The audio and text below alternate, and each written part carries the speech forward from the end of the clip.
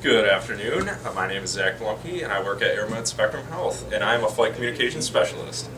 What we do here, this is our little communications center. As you can see, we got a whole lot going on here and it gets kind of hectic with a flight request or if the crew is out and about, hopefully saving lives.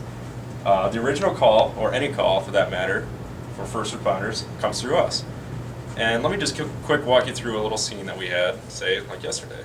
Kent County scene, the Sheriff's Department over there gave us a call. It was a 2-car pileup, 1 pin-in, which means that obviously one person was pinned in against a tree. Pretty severe circumstances. So what we do, we get the original call, we tone our crew out here. What we always have is at least nurse, physician, and obviously our pilot. With that said, when they all enter the room, hopefully we get a ground contact over there that they can speak with, that we conference them in. So they kind of get a general idea of what's going on in the scene, what they can prepare for, what they can pack, whether that be blood, special medications, or anything like that. So I will enter it into this little geography cheat sheet we have over here, the DeLorean we call it.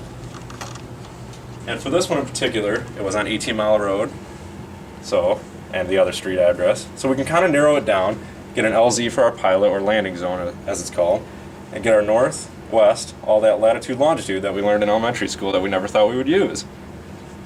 We pass that along to the pilot. If weather is good and everything, we tell the people on scene, say, hey, we'll be shipping out of here, hopefully be there as soon as possible. And obviously an aircraft will be the fastest responder, so that's why we get called half the time. So once we ship out, get on scene, our physician, nurse treat the patient accordingly, and they pass along, like I said earlier, with our little radios right here. After that, we communicate with the hospital to find out where they're going. Chances are for us, we will be going to Butterworth. However, that's not always the case. We can go anywhere in the state. Ideally with Butterworth, if we go to triage or the emergency room, something like that, our doctor will conference in or go through Med Channel 2 right here.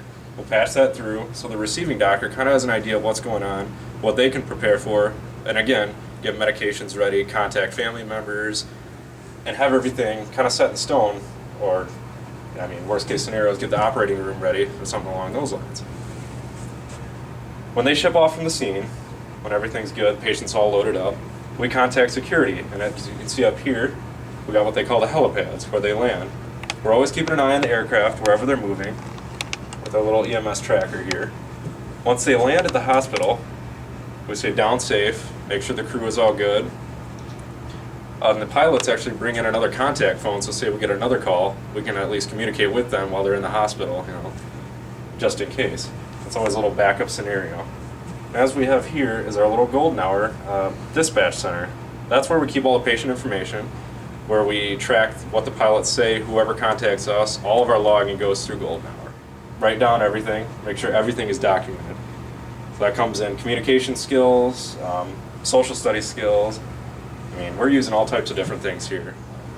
And as a recent college graduate, I can truthfully say I'm using a lot of different things that they taught me, not just in college and high school.